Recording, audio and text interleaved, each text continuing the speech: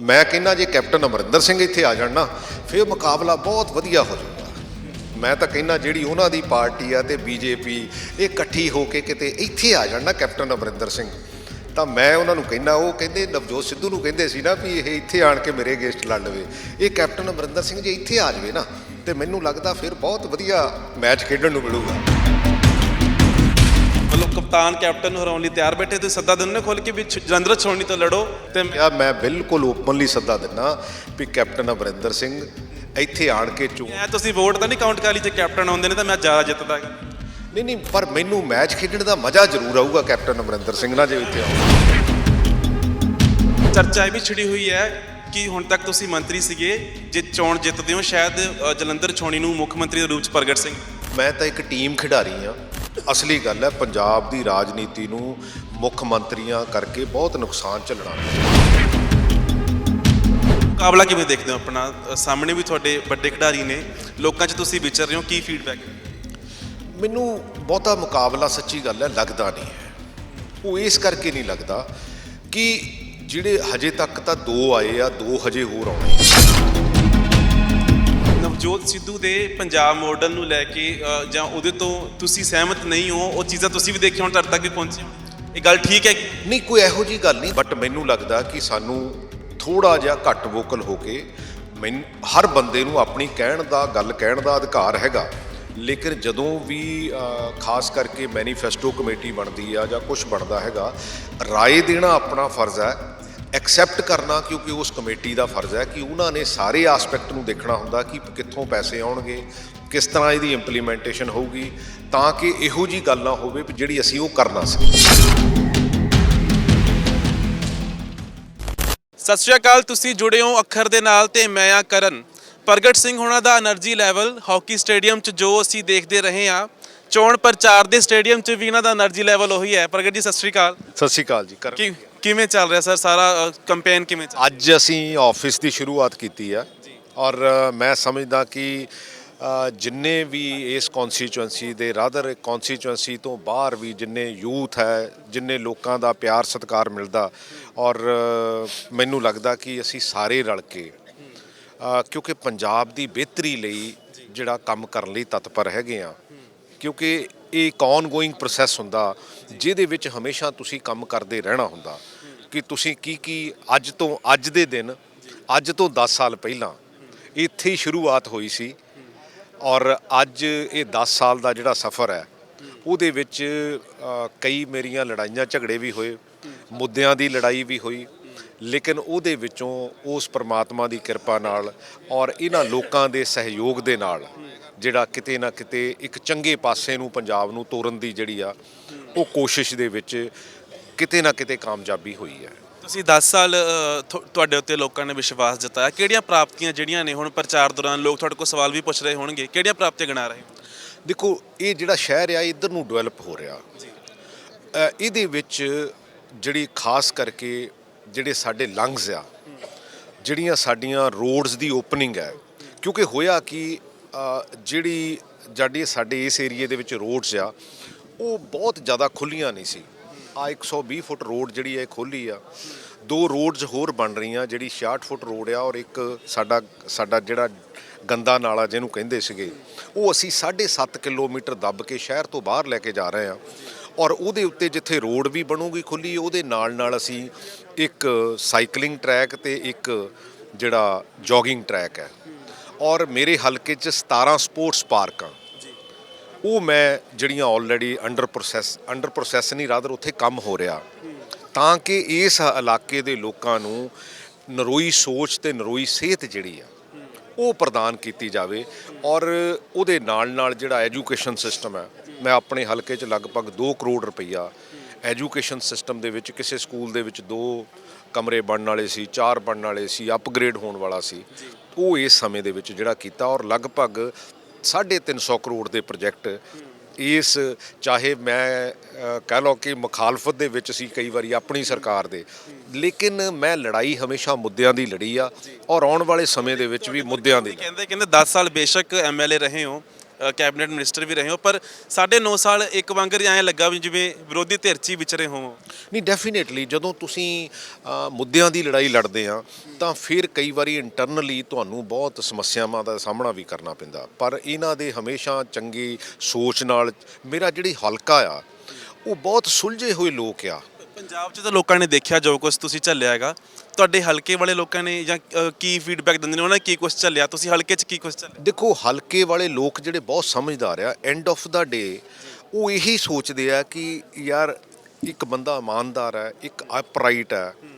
ਅੱਛਾ, ਕਦੀ ਆਪਾਂ ਵੱਧ ਘੱਟ ਨਹੀਂ ਗੱਲ ਕਰੀਦੀ, ਔਰ ਮੇਰੇ ਤੇ ਇਲਜ਼ਾਮ ਮੇਨ ਇਹ ਲੱਗਦਾ ਵੀ ਦੇਖੋ ਜੀ ਇਹ ਕੰਮ ਦੇ ਵਿੱਚ ਰੁੱਝਿਆ ਰਹਿੰਦਾ ਤੇ ਸਾਡੇ ਵਿਆਹਾਂ ਭੋਗਾਂ ਤੇ ਘੱਟ ਆਉਂਦਾ। ਸੋ ਮੈਂ ਹੌਲੀ ਹੌਲੀ ਉਹ ਵੀ ਕਮੀ ਪੇਸ਼ੀ ਪੂਰੀ ਕਰ ਰਿਹਾ, ਕਿਉਂਕਿ ਮੇਰੀ ਮਾਨਸਿਕਤਾ ਦੇ ਵਿੱਚ ਇੱਕੋ ਹੀ ਗੱਲ ਹੈ ਕਿ ਜੇ ਤੁਸੀਂ ਕੰਮ ਵੱਧ ਕਰੋਗੇ, ਕੁਝ ਲਿਆ ਕੇ ਦਿਓਗੇ ਆਪਣੇ ਹਲਕੇ ਨੂੰ, ਤਾਂ ਹੀ ਹਲਕੇ ਦੀ ਤਰੱਕੀ ਹੋਊਗੀ। ਨਹੀਂ ਤਾਂ ਜੇ ਜੱਫੀਆਂ ਪਾਉਣ ਨਾਲ ਤਰੱਕੀ ਹੁੰਦੀ ਤਾਂ ਫਿਰ ਸ਼ਾਇਦ ਕੋਈ ਹੋਰ ਪ੍ਰੋਫੈਸ਼ਨ ਦੇ ਲੋਕ ਇੱਥੇ ਬਹੁਤ ਤਰੱਕੀਆਂ ਕਰ ਲੈਂਦੇ। ਤੁਹਾਡੇ ਮੋਹਰੇ ਉਮੀਦਵਾਰ ਨੇ ਮਾਲਵੇ ਤੋਂ ਆਏ, ਇੱਕ ਆਮ ਆਦਮੀ ਪਾਰਟੀ ਵਾਲੇ ਵੀ ਨੇ, ਉਹਨਾਂ ਦੀ ਤੇ ਸਕਿੱਲਸ ਹੀ ਹੈ ਕਿ ਲੋਕਾਂ 'ਚ ਰਹਿੰਦੇ ਜਾਂ ਪੀਆਰ ਸਕਿੱਲ ਜਿਹੜੀ ਮਾਲਵੇ ਦੀ ਰਾਜਨੀਤੀ ਆ ਉਰੇ ਇੰਪਲੀਮੈਂਟ ਕਰ ਰਹੇ ਨੇ। ਤੁਹਾਨੂੰ ਲੱਗਦਾ ਕਿ ਉਹ ਚੀਜ਼ਾਂ ਜਿਵੇਂ ਤੁਸੀਂ ਕਿਹਾ ਮੈਂ ਸੁਧਾਰ ਕਰੋ? ਮੈਂ ਹੁਣ ਜ਼ਿਆਦਾ ਤਾਂ ਮਾਲਵੇ 'ਚ ਹੁਣ ਜਾ ਕੇ ਆਇਆ, ਕਿਉਂਕਿ ਜਦੋਂ ਮੈਂ ਮਿਨਿਸਟਰ ਬਣਿਆ ਮੈਂ ਉੱਥੇ ਕਈ ਕਾਲਜਸ ਵਗੈਰਾ, ਜਿਹੋ ਜੀ ਤਰੱਕੀ ਹੋਣੀ ਚਾਹੀਦੀ ਆ ਉਹੋ ਜੀ ਤਰੱਕੀ ਹੈ ਨਹੀਂ। ਬਾਦਲ ਹੋਣੀ ਤਾਂ ਕਹਿੰਦੇ ਵੀ ਸੜਕਾਂ ਬਣਾਤੀਆਂ ਉੱਥੇ ਸਾਰੀਆਂ ਚੀਜ਼ਾਂ। ਨਹੀਂ, ਸੜਕਾਂ ਬਣਾਉਣੀਆਂ ਇੱਕ ਗੱਲ ਹੈ, ਪਰ ਐਜੂਕੇਸ਼ਨ ਸਿਸਟਮ ਨੂੰ ਸੁਧਾਰਨਾ ਇੱਕ ਗੱਲ ਹੈ। ਮੈਂ ਉੱਥੇ ਮਲੋਟ ਗਿਆ ਸੀ ਪਿੱਛੇ ਜਿਹੇ, ਤੇ ਮਲੋਟ ਦੇ ਆਲੇ ਦੁਆਲੇ 100 ਕਿਲੋਮੀਟਰ ਤੱਕ ਕਿਤੇ ਕਾਲਜ ਨਹੀਂ ਸੀਗਾ। ਮੈਂ ਹੁਣ ਉੱਥੇ 3 ਨਵੇਂ ਕਾਲਜ ਖੋਲ੍ਹੇ ਆ, ਕਿਉਂਕਿ ਜਿੰਨਾ ਚਿਰ ਤੁਸੀਂ ਬੱਚਿਆਂ ਨੂੰ ਸਮੇਂ ਦਾ ਹਾਣੀ ਨਹੀਂ ਬਣਾਓਗੇ, ਬਦਲਾਅ ਕਾਹਦੇ ਨਾਲ ਆਉਂਦਾ? ਐਜੂਕੇਸ਼ਨ ਨਾਲ। ਮੈਂ ਇਹ ਐਜੂਕੇਸ਼ਨ ਮਹਿਕਮਾ ਮੰਗ ਕੇ ਲਿਆ, ਹਜੇ ਕਿ ਬਹੁਤ ਲੋਕਾਂ ਨੇ। ਮੇਰੀ ਸਮੱਸਿਆ ਇਹ ਆ ਕਿ ਮੈਂ ਬਾਕੀਆਂ ਨਾਲੋਂ ਕਿਤੇ ਨਾ ਕਿਤੇ ਅਲੱਗ ਥੋੜ੍ਹਾ ਜਿਹਾ ਚੱਲਦਾ, ਸਮੱਸਿਆ ਨੂੰ ਸਾਹਮਣਿਓਂ ਲੈਣਾ। ਸਮੱਸਿਆ ਅੱਖਾਂ ਮੀਟ ਕੇ ਨਹੀਂ ਸੋਲਵ ਹੋ ਸਕਦੀ। ਤੁਸੀਂ ਜਿੱਤ ਕੇ ਲਿਆ ਐਜੂਕੇਸ਼ਨ, ਫੈਸਲਾ ਠੀਕ ਲੱਗ ਰਿਹਾ ਤੁਹਾਨੂੰ? ਕਿਉਂਕਿ ਜਦੋਂ ਤੱਕ ਤੁਸੀਂ ਛੱਡਿਆ ਹੈ ਸਭ ਤੋਂ ਵੱਧ ਮੋਰਚੇ, ਸਭ ਤੋਂ ਵੱਧ ਧਰਨੇ ਤੁਹਾਡੇ ਖਿਲਾਫ ਜਾਂ ਉਸ ਕੋਈ ਗੱਲ ਹੀ ਨਹੀਂ। ਸਾਡੇ ਹੀ ਬੱਚੇ ਆ ਨਾ, ਇਹਨੂੰ ਠੀਕ ਕੌਣ ਕਰੂਗਾ?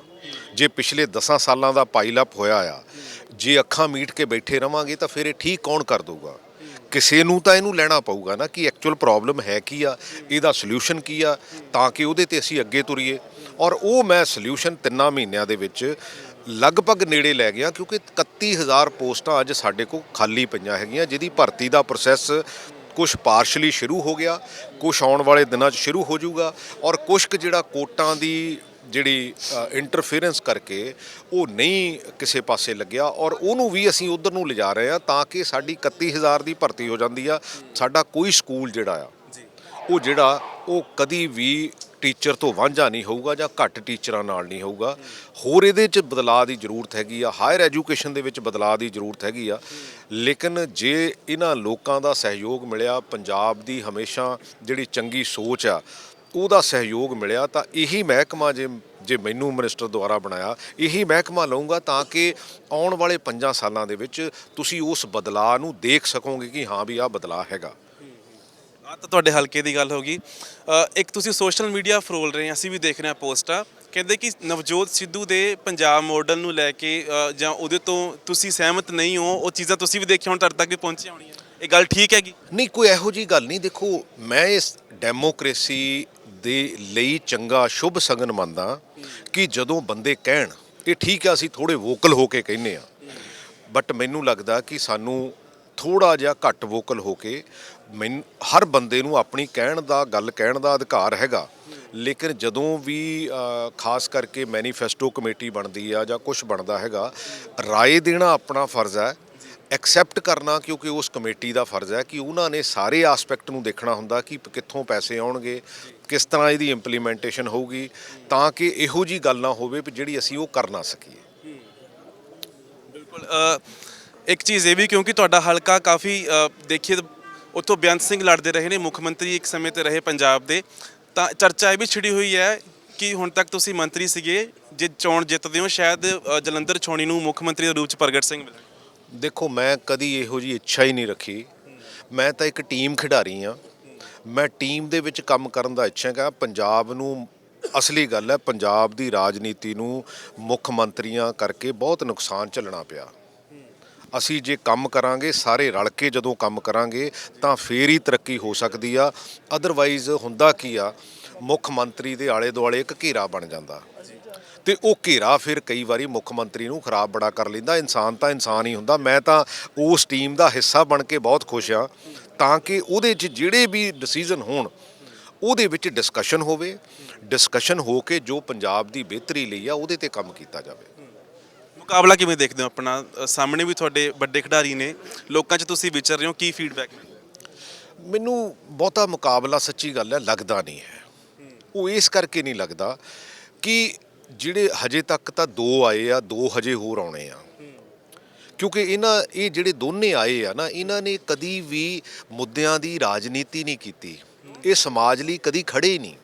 ਸਾਡੀ ਵੈਸੇ ਸੁਰਿੰਦਰ ਸਿੰਘ ਸੋਢੀ ਆ, ਹਾਕੀ ਦੇ ਓਲੰਪੀਅਨ ਹੈ, ਪਰ ਇਹਨਾਂ ਦਾ ਜਿਹੜੀ ਬੈਕਗਰਾਉਂਡ ਜਦੋਂ ਲੋਕੀ ਫੋਲਣ ਲੱਗ ਪੈਣਗੇ ਨਾ ਨਵੇਂ ਸ਼ਹਿਰ ਦੀ, ਤੇ ਫਿਰ ਸਾਰਿਆਂ ਨੂੰ ਸਾਰਾ ਕੁਝ ਹੀ ਚਾਨਣਾ ਹੋ ਜਾਣਾ। ਇਹ ਲੋਕੀ ਬਹੁਤ ਸਿਆਣੇ। ਤੁਸੀਂ ਫਰੋਲੀ ਥੋੜਾ ਚਾਨਣਾ ਪਾ ਦਿਓ। ਨਹੀਂ, ਮੈਂ ਕਦੀ ਕਹਿੰਦਾ ਹੀ ਨਹੀਂ ਹੈ। ਮੈਂ ਜਗਬੀਰ ਬਾਰੇ ਵੀ ਕੁਝ ਨਹੀਂ ਕਹਿੰਦਾ, ਮੈਂ ਸੁਰਿੰਦਰ ਸਿੰਘ ਸੋਢੀ ਹੋਣਾ ਬਾਰੇ ਵੀ ਕੁਝ ਨਹੀਂ ਕਹਿੰਦਾ। ਇਹਨਾਂ ਨੂੰ ਜਦੋਂ ਪਤਾ ਲੱਗ ਗਿਆ ਨਾ, ਇਹਨਾਂ ਨੂੰ ਸਾਰਿਆਂ ਨੂੰ ਸਾਰਾ ਕੁਝ ਪਤਾ, ਸੋ ਇਸ ਕਰਕੇ ਮੈਂ ਕੁਝ ਨਹੀਂ ਕਹਿੰਦਾ ਇਹਦੇ ਬਾਰੇ। ਕੈਪਟਨ ਅਮਰਿੰਦਰ ਸਿੰਘ, ਤੁਸੀਂ ਲਗਾਤਾਰ ਉਹਨਾਂ ਦੀ ਮੁਖਾਲਫਤ ਕਰਦੇ ਰਹੇ ਹੋ।